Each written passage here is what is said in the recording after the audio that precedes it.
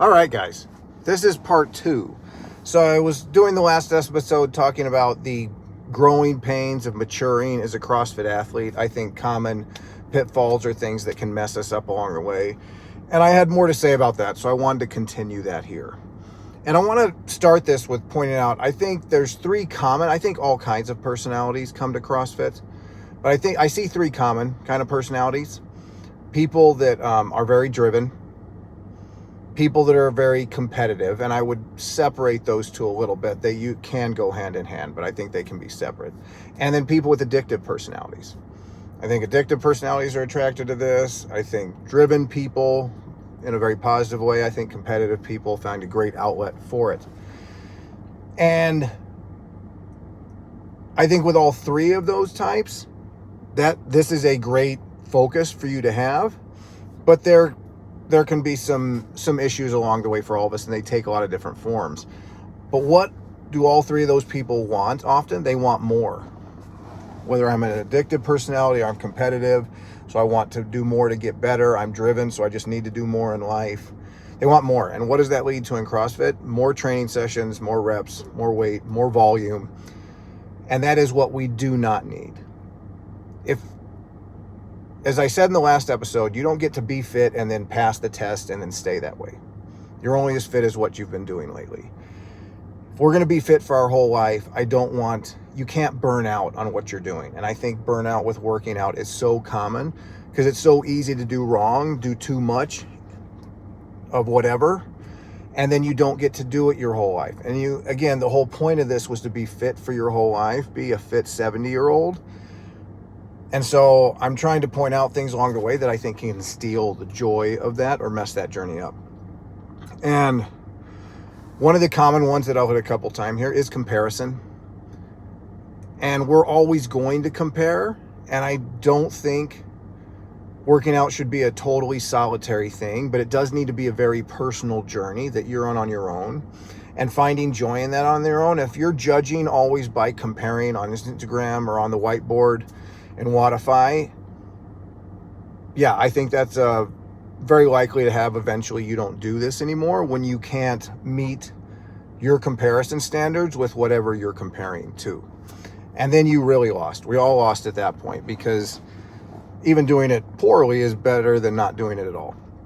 But wanted to go over a couple different kinds of personality types that I know well and how they came into this.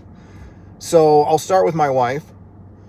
Janelle was a trainer who didn't like working out when I met her at Lifetime up in Illinois.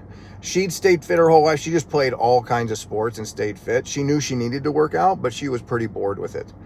And then my buddy Jay, who owns a CrossFit gym up there and eventually performed our wedding, was starting a little small group CrossFit class. We were doing these underground CrossFit classes at Lifetime at the time. And Janelle started doing that and immediately latched onto it, because as she would say, it didn't feel like working out.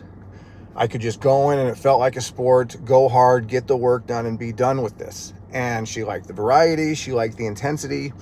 And I see her coming by those traits, very honestly, from her folks. Janelle's mom, I trained both her mom and dad. Janelle's mom, for even being a grandma and having not worked out before until she worked out with me, is a very good mover and a very quick learner. She just picks athletic stuff up at rates that people half her age would be jealous of. Her dad just can't rest. He can't rest until the work's done. So if I ever see Rick stop in a workout, I know he's about to die, because resting is annoying to him, because let's do it. If this needs to get done, let's get it done. And until it's done, it's not done. Janelle has both of those traits. She's a good mover, and she just has this burning desire to get the task done so we can move on. And those two are very positive things to have when you're in CrossFit, I think. Being a good mover and or just having that drive to get the work done. I had the drive to get the work done, not so much on the good mover side. But I think those two will lead to a very long life, because Janelle's temptation has never been more. She did more back when we were going to go to regionals with Elite, because she didn't want to let the team down and she was trying to do everything she could. But barring that, Janelle is not more. And she's also one of my posters for that. You don't need to do anything outside of class. Again, guys, when CrossFit started, you guys didn't hear this, but when CrossFit was advertising itself in 2007, 2008, it was that you didn't need a lot of time.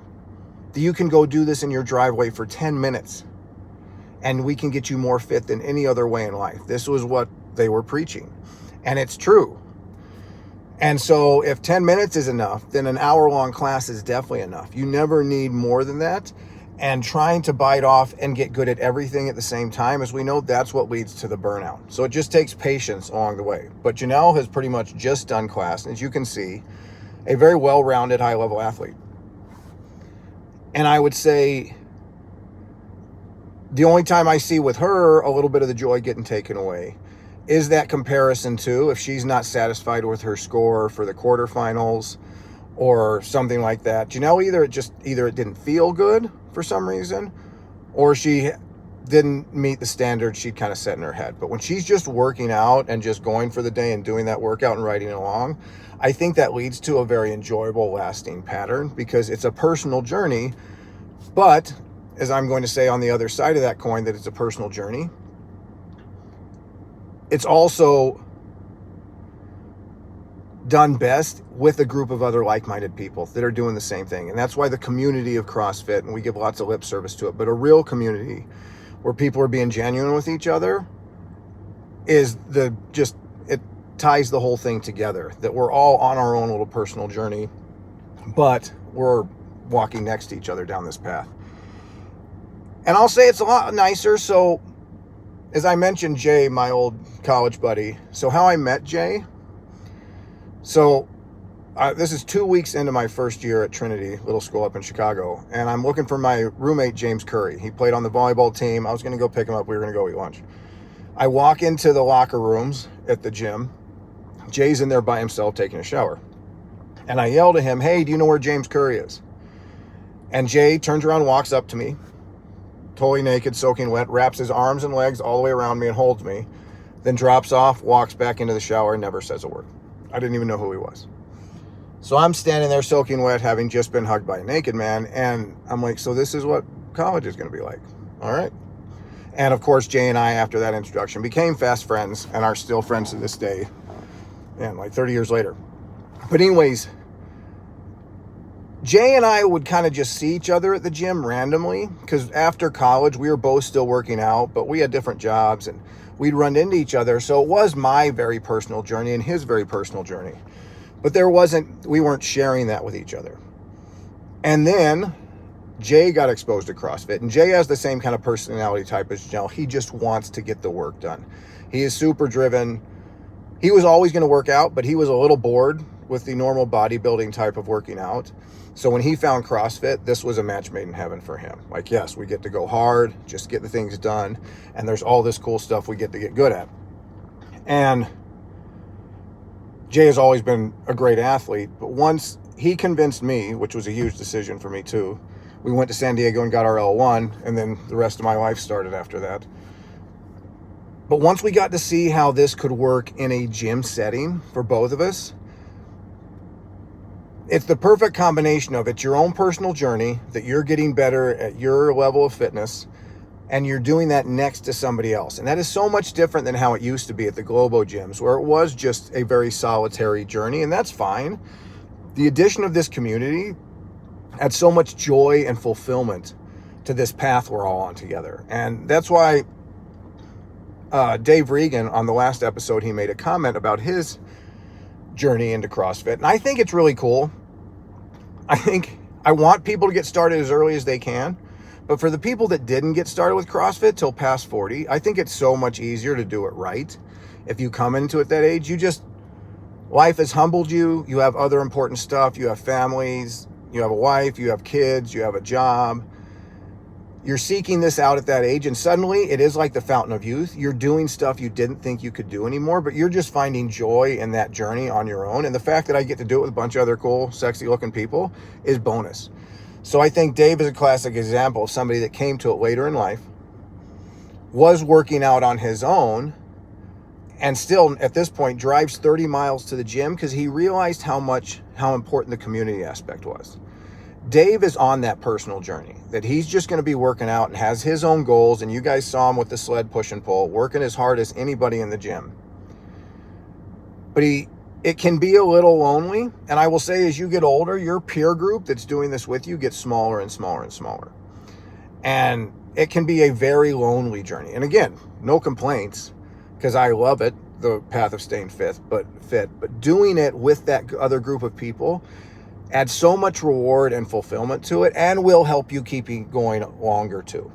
If you're just doing it for the group, if you're doing it because somebody told you need to get fit, you're doing it for your spouse, you're doing it for a friend, or you're doing it because you want to become good enough to get some followers on Instagram or have somebody think you're cool, all those reasons are why you're not going to last very long in this. It has to be for your own fulfillment and satisfaction that I'm doing a good job at this part of my life, staying physically fit. But getting the chance to do that with a bunch of other people is a really nice blessing.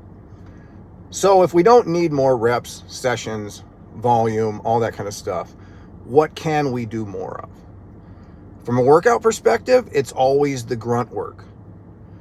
It is the burpees, it is the farmer's carry, it's the bike and ski and row intervals, the running intervals. It's the just metcon of a lot of goblet squats with a lot of pull-ups, not the fancy stuff, grunt work.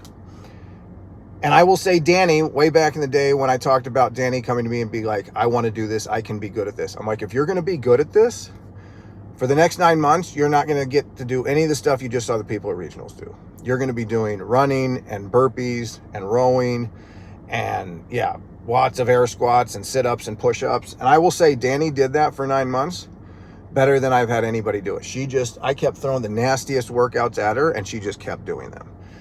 And I do think it built a very nice foundation for her to get the skill. Now, I wish she'd do the grunt work a little more often, because now she can do all the cool stuff and is a little too cool for school. So that's the thing we always need to get back to, guys.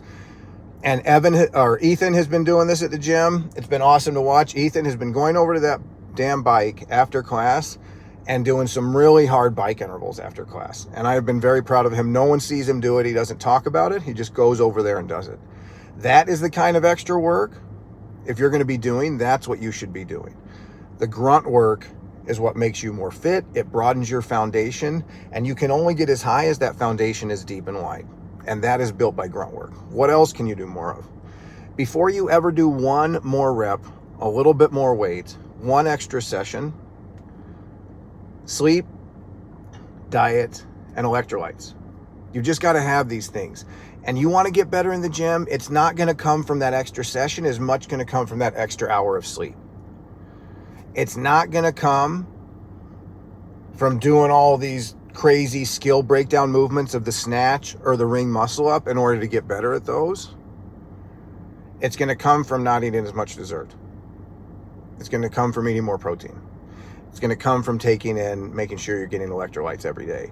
That stuff doesn't take any more time. It doesn't take anything away from your day. It just makes all of it better. But we'd rather do the extra session, and we'd rather do, an early morning Saturday session of whatever it is we're doing. And again, I'm not demonizing that. There is a place for it, as I just said. And what Ethan's doing is awesome with the bike. He's done in less than 10 minutes. But you will get more gains for your whole life by dialing in sleep, diet, and taking in electrolytes before doing anything else. And then if you want to do the extra work, do like Janelle does, throw on a heavy vest and go walk your dogs. That's what's going to be what makes you more fit.